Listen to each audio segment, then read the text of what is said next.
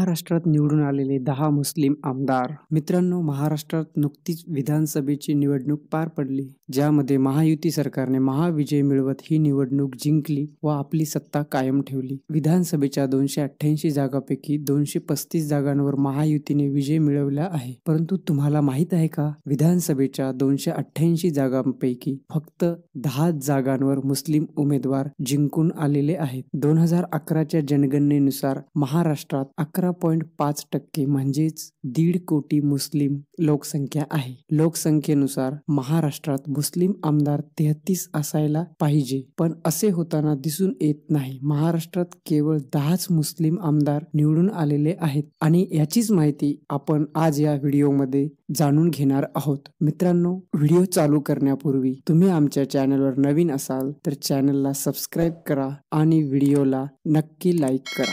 चला तर मग व्हिडिओला सुरुवात करूया. नंबर 10, रईस कलाम शेख. समाजवादी पार्टीचे रईस कलाम शेख हे भिवंडी पूर्व येथून 52,015 मतांनी निवडून आलेले आहेत. त्यांनी शिवसेना शिंदे गटाच्या संतोष शेट्टी यांचा पराभव केलेला आहे. रईस कलाम शेख यांना 1,19,687 मते, तर शिवसेना शिंदे गटाचे संतोष शेट्टी यांना 67,672 मते मिळालेली आहेत. नंबर 9, अमीन पटेल. अमीन पटेल हे काँग्रेसचे मुंबादेवी येथील उमेदवार. त्यांनी शायना मनीष शिवसेना शिंदे गटाच्या उमेदवार यांचा पराभव करून अमीन पटेल हे मुंबादेवी येथून विजयी झालेले आहेत. अमीन पटेल यांना 74,990 मते असून शायना मनीष यांना 40,146 मते आहेत. अमीन पटेल हे 34,844 मतांनी निवडून आलेले आहेत. नंबर 8, अबू आझमी. अबू आझमी हे मानखुर्द शिवाजीनगर येथून आतिक अहमद खान यांना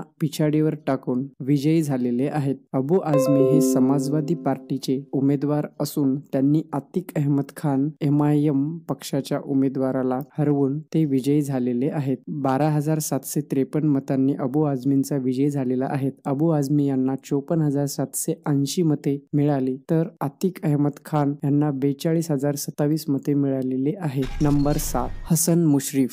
हसन मुश्रीफ हे NCP अजित पवार गटाचे उमेदवार कागल येथून 11,581 मतांनी विजयी झालेले आहेत. त्यांनी NCP शरद पवार गटाचे घाडगे समरजित सिंग यांचा 11,581 मतांनी पराभव केलेला आहे. हसन मुश्रीफ यांना 1,45,269 मते मिळाली, तर समरजित सिंग घाडगे यांना 1,33,688 मते मिळालेली आहेत. नंबर 6, अस्लम शेख. अस्लम शेख हे काँग्रेसचे मलाड पश्चिम येथील उमेदवार. त्यांनी BJPचे विनोद सेलार यांचा 6,227 मतांनी पराभव केलेला आहे. अस्लम शेख यांना 98,202 मते मिळाली, तर त्यांचे विरोधी असलेले विनोद शेलार यांना 91,975 मते मिळाली आहेत. नंबर 5, सना मलिक. NCP अजित पवार गटाच्या सना मलिक ह्या अणुशक्तीनगर येथून NCP शरद पवार गटाचे फहाद अहमद यांच्या विरुद्ध निवडून आलेल्या आहेत. सना मलिक यांना 49,341 तर फहाद अहमद यांना 45,963 मते मिळालेली आहेत. नंबर 4,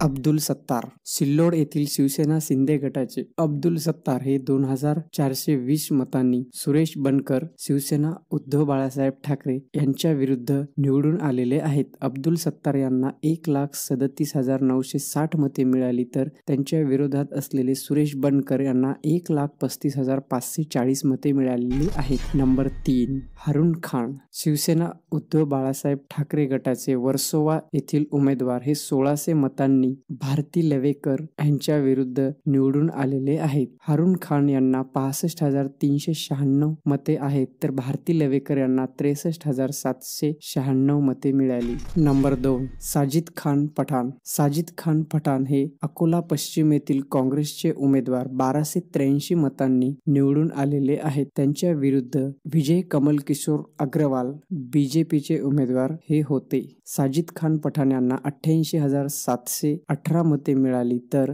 विजय कमल किशोर अग्रवाल यांना 87,435 मते मिळालेली आहेत. नंबर 1, मुफ्ती मोहम्मद इस्माईल.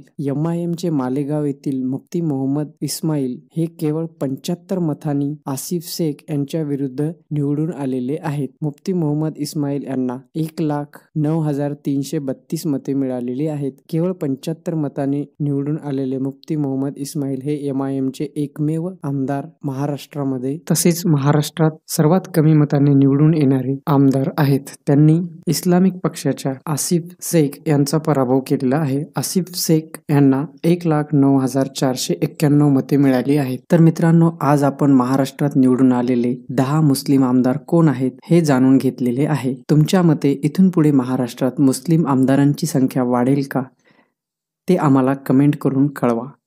चॅनलला सबस्क्राईब करा आणि बेल आयकॉनला क्लिक करायला विसरू नका, जेणेकरून तुम्हाला आमचे नवनवीन व्हिडिओ बघायला